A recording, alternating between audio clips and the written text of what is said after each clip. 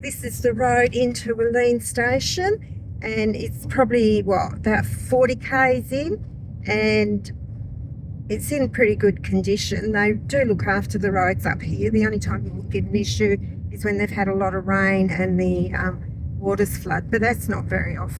A lot of water and cars have gone through that. I'm just going to go around it and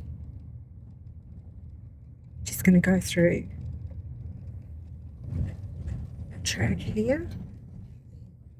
Just so when I'm looking for things, I just notice where the birds are feeding, and some areas are more popular than other areas.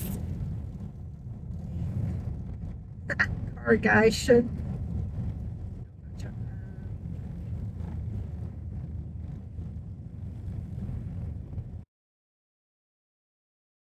Better. There's bits of corrugation here and there. It's quite hard ground up here. That's why it floods so much, because it doesn't sink into the ground. And I'm able to go down all the tracks around Wooleen and that.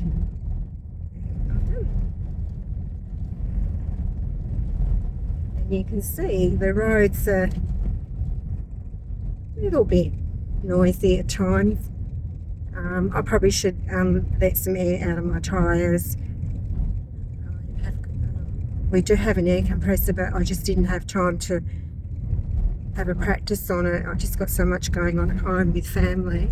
But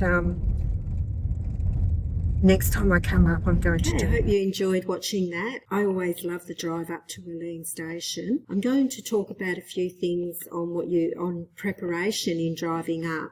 Going to Wooleen, you can drive in a car. Not everyone who attends the workshops comes up in a four-wheel drive. Now, I have a map. I've just taken this from Google Maps, so be aware that it could change and that the times, etc., could be different. The trip is straightforward, but remember, you do go out of signal range and you must plan your trip and study them. The direction I go is I bypass Perth. As I'm coming from south of Perth, I go via the Tonkin Highway. I head towards the Midlands Highway. I go through Moora. Moora is a place I usually stop to stretch the legs, and it's a great place to stop and listen for the carnabies, and you may like to take a break here. The road conditions on this route are pretty good. It's bitumen all the way to Mullawa, and then from Mullawa to Twin Peaks Wooleen Road is bitumen with about 40 k's of well-maintained gravel road. The last section of the Twin Peaks Wooleen Road into Wooleen Station is a well-maintained gravel road. The only time the conditions can change for that is if there's been some heavy rain. You need to check on all those sorts of things before you set out on travelling up to Wooleen. Mullawa is also the last petrol stop before you get to Wooleen Station, and it's 194 kilometres from Mullawa to the station.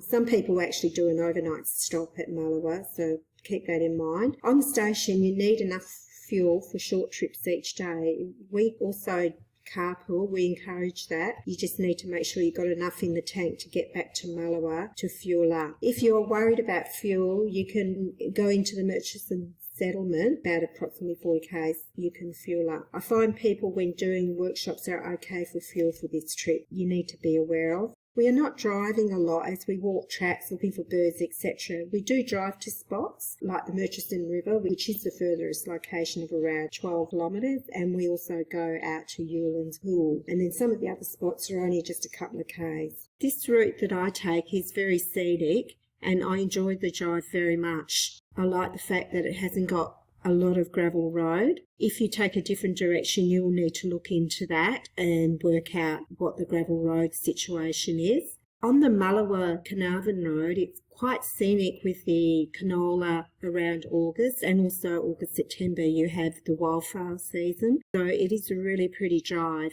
and if you allow enough time, you may stop on the way up and take images. I often try and get to Mullawa by lunchtime, so that from around 1:30, 2 o'clock, driving the last leg of the journey, I can take some images on the road or look for some birds and get an idea of what is around. So again, just to reiterate, you can drive up in your car. Four-wheel drive is great for doing a lot more off-track work, but I'm very aware the driving conditions on the station. I will definitely let you know if there's any problems in regard to taking a car.